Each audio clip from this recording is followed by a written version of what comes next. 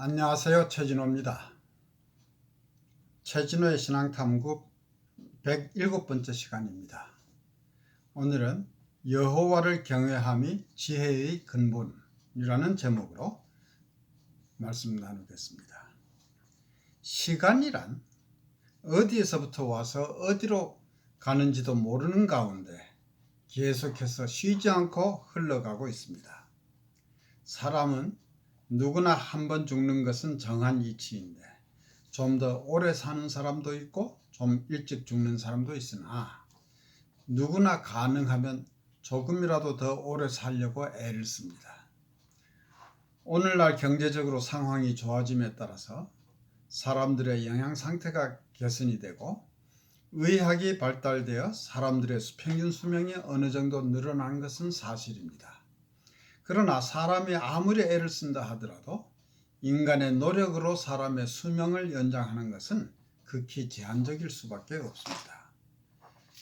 사람이 자기의 수명은 마음대로 할 수 없지만 사는 내용은 그 사람의 의지에 따라서 크게 달라질 수 있습니다. 같은 기간을 살아도 어떤 사람은 아주 의미 있게 다른 사람들에게 많은 유익을 끼치면서 사는 사람들이 있는가 하면 어떤 사람은 남에게 부담이나 해를 끼치면서 사는 사람도 있습니다. 이것은 우리가 어떤 가치관을 가지고 사는가에 따라서 상당 부분 달려 있습니다. 창세기 47장에는 야곱이 애굽 왕 바로를 만나서 대화하는 장면이 소개되고 있습니다. 야곱은 자기의 아들 요셉이 애굽의 총리가 되어 있는 연고로 애굽에 와서 애굽 왕인 바로를 아련하게 되는데 창세기 47장 8절에서부터 9절까지에서는 바로가 야곱에게 묻되 내 연세가 얼마뇨 하니 야곱이 바로에게 고하되 내 나그네 길의 세월이 130년이니이다. 나의 연세가 얼마 되지 못하니 우리 조상의 나그네 길의 세월에 미치지 못하나 험악한 세월을 보내었나이다 라고 대답합니다. 이때 야곱의 나이는 130세였는데 자기의 나이가 얼마 못 된다고 합니다. 야곱은 그 후 애굽에서 17년을 더 살다가 147세에 죽었습니다. 오늘날의 수명에 비하면 매우 오래 살았지만 그의 아버지 이삭이 180세까지 살았고 그의 할아버지인 아브라함이 175세까지 산 것에 비하면 짧은 편입니다.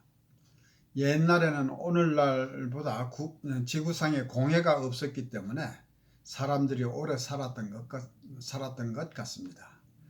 이보다도 더 오래전에 사람들은 900세 이상까지 살았다는 기록도 있습니다. 예를 들면 아담은 930세를 살았고 그 아담의 아들인 셋은 912세, 에노스는 905세, 게나는 910세 등등 이렇게 기록이 되어 있습니다. 야곱은 자신의 지난 날을 돌아보면서 험한 세월을 보냈다고 수레하고 있습니다.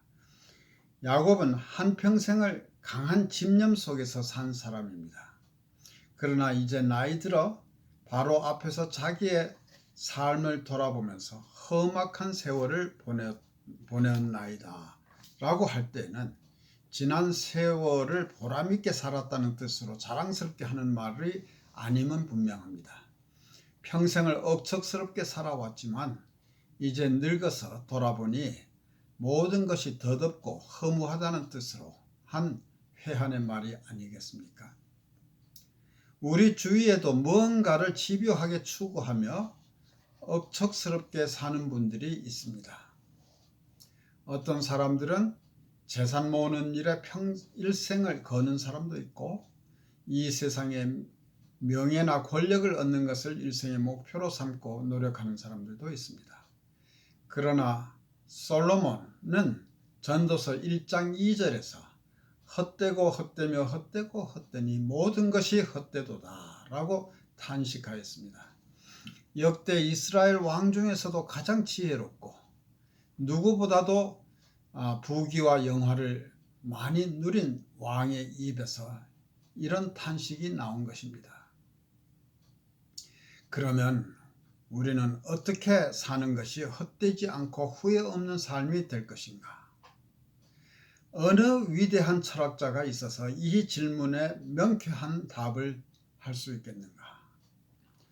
우리는 그 답을 구약 성경의 욥기 28장 5절에서부터 28절까지의 말씀에서 찾아봅니다.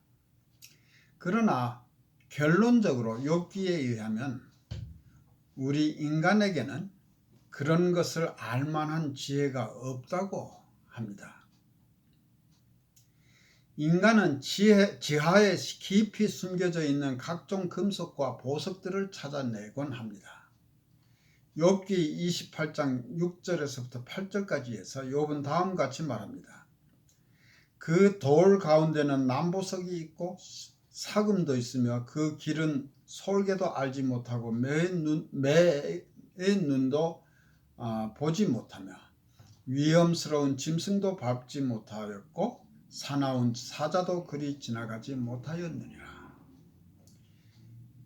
예리한 시력을 가진 새들과 은밀히 다니는 동물들도 땅속에 묻혀있는 매작물을 보지 못했고 그 위를 걷지 못했다는 말입니다.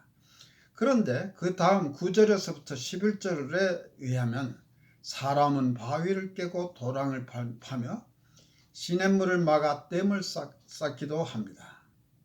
그리하여 인간은 땅 밑에 감추었던 것을 찾아내서 밝은 데로 가져옵니다.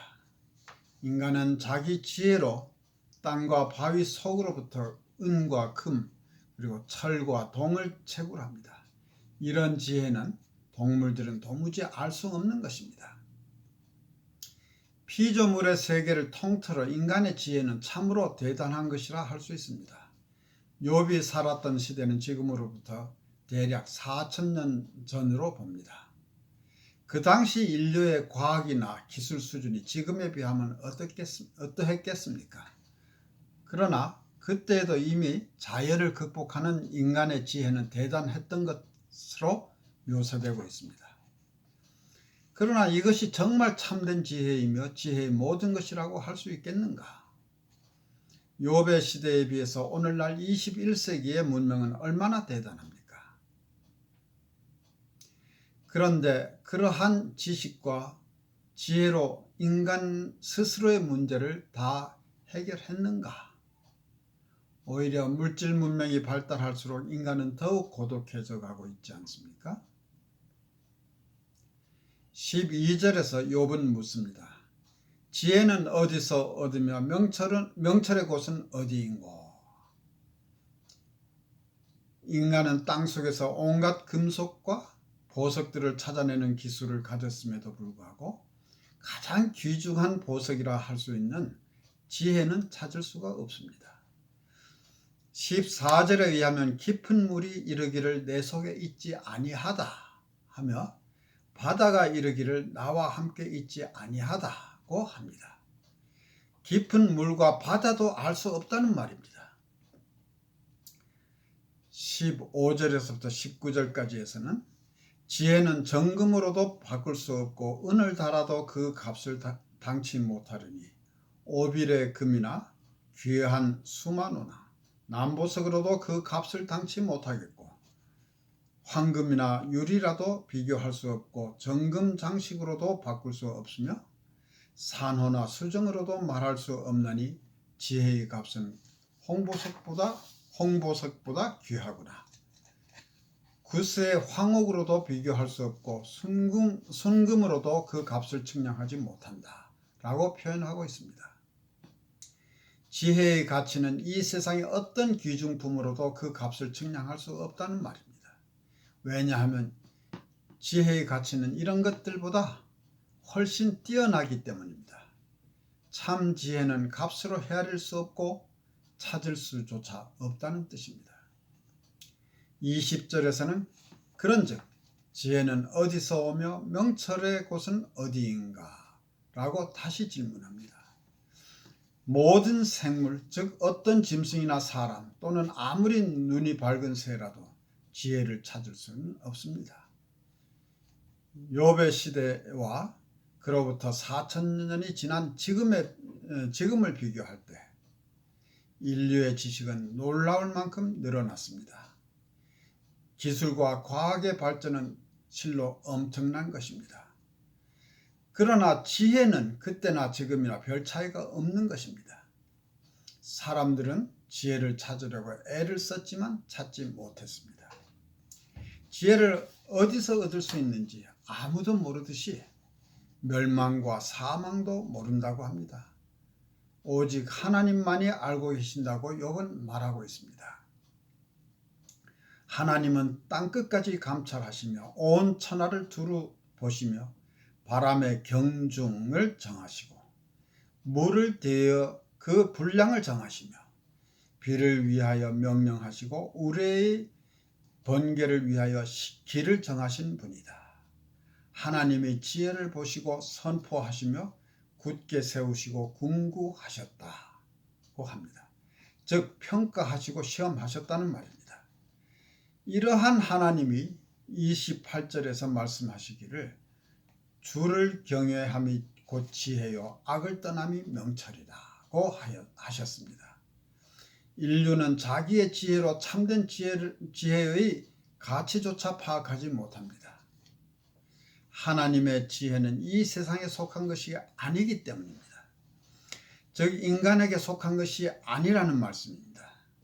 그것은 오직 하나님께 속한 것이고 하나님만이 아시는 영역입니다. 하나님은 자연 만물을 주관하시고 조정하시고 통치하십니다. 누가 하나님의 지혜를 깨달아 알 수 있는가?